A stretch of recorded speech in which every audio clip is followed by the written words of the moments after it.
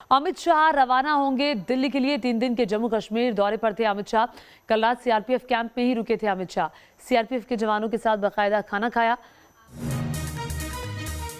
और देखिए रात के सीआरपीएफ कैंप की तस्वीरें जब अमित शाह वहां पहुंचे थे।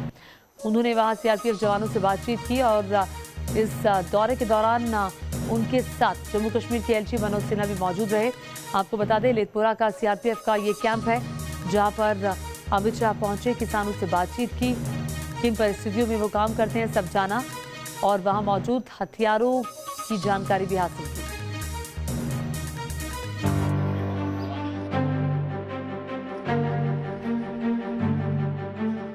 ये नए कश्मीर के लिए मोदी सरकार का नया संकल्प है। ये घाटी के विकास का वो रोड मैप है जिसे आतंकी लागू नहीं होने देना चाहते। ये घाटी के विकास के लिए मोदी सरकार का ब्लूप्रिंट है, जहां अनुच्छेद 370 हटने के बाद से फिजा बदल रही है।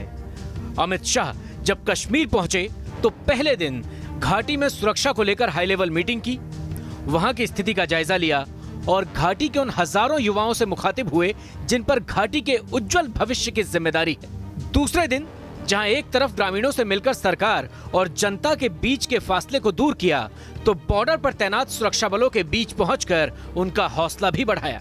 तीसरे दिन जनसभा को संबोधित कर पाकिस्तान और उससे बातचीत की वकालत करने वालों पर जमकर निशाना साधा। तो रात में सीआरपीएफ के जवानों के साथ डिनर किया, उनका हालचाल जाना और पूरी रात वहीं बिताई। अमित शाह को वैसे तो कल ही दिल्ली लौटना था, लेकिन शाम को प्लान बदला और वो पहुंच गए पुलवामा। सीआरपीएफ कैंप में जवानों से मुलाकात की, उनका हालचाल जाना और सबने साथ में मिलकर डिनर किया। इस दौरान जम्मू कश्मीर के उपराज्यपाल मनोज सिन्हा भी उनके साथ थे।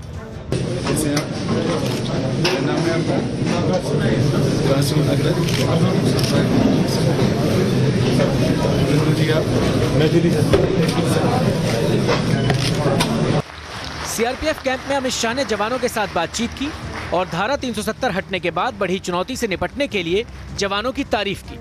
शाह ने कहा कि सुरक्षा बलों की बदौलत ही आज कश्मीर की नई छवि देखने को मिल रही है, नहीं तो पहले अक्सर पत्थरबाजी का सामना करते दिखाई देते थे।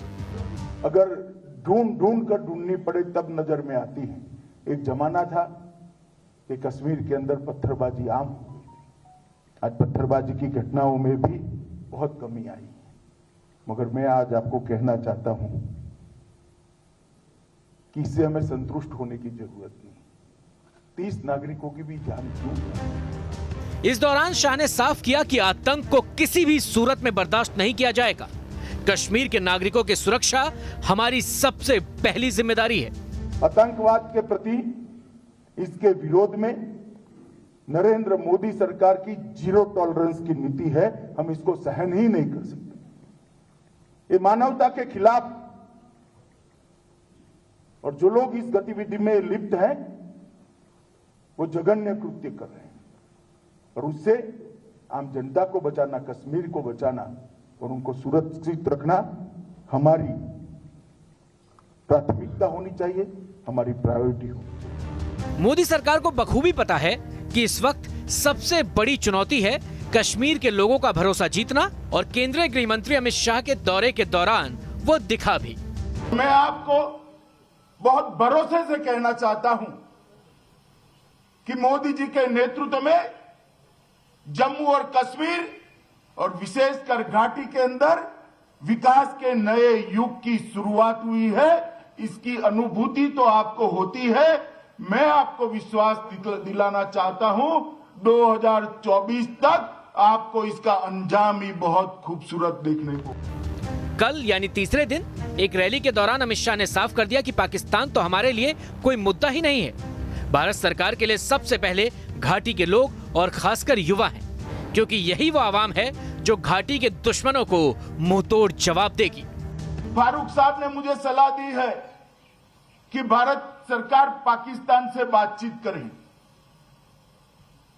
अब खैर बड़े अनुभवी व्यक्ति है, मुख्यमंत्री रहे सूबे के, उनकी सलाह है, मगर मैं फारूक साहब को कहना चाहता हूं और आप सबको विशेष करना चाहता हूं, बात करनी है तो मैं मेरे घाटी के भाइयों और बहनों के साथ बात करूंगा, घाटी के युवाओं के साथ। बेहद बेबाकी से शाह ने कश्मीर के युवाओं से कश्मीर की विकास यात्रा में शामिल होने की अपील की और कहा कि घाटी की विकास यात्रा में कुछ लोग खलल डालना चाहते हैं। उन्होंने पहले की सरकारों पर तंज भी कसा और सरकार के एजेंडे की झलक भी दिखाई। जो सालों से रोक कर रखी थी वो लोकतांत्रिक प्रक्रिया को आप आगे बढ़ाइए। आप भी विधायक बन सकते हो, आप भी लोकसभा के मेंबर बन सकते हो, आप भी भारत सरकार में मंत्री बन सकते हो, आप भी जम्मू कश्मीर के मुख्यमंत्री बन सकते हो।